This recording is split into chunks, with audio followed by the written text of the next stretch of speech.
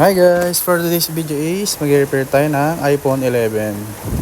So ito nga pala, bali ang sira nito guys is LCD tsaka ear speaker. So nakita nyo guys, punit yung ear speaker nya. So bali ito nga pala yung gagamitin nating bagong pyesa, LCD tsaka tong ear speaker na bago. So let's see guys, simulan natin ang pag-repair. So ayan, binabaklas ko na yung sirang ear speaker dyan guys. Ayan, medyo mahirap palisin kasi madikit. Yan kasi yung original na ear speaker nya guys. Ayan, inalis ko yung guide nya dyan. Then ililipat natin sa kabila. Ayan, alis na.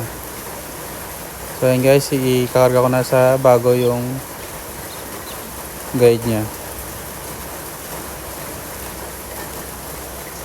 Then nalis natin yung cover na bago na LCD.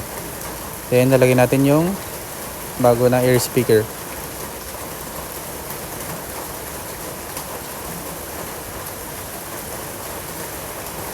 So ayun guys,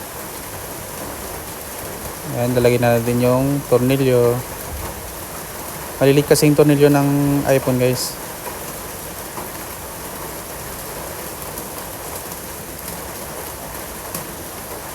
Ayan, bali apat yan guys. Isang maliit, tatlong malalaki.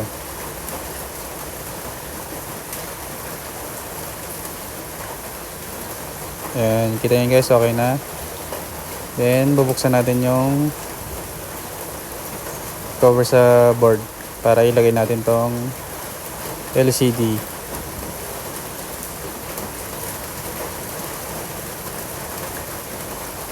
So ayan guys, open natin. So yun, nag-open siya.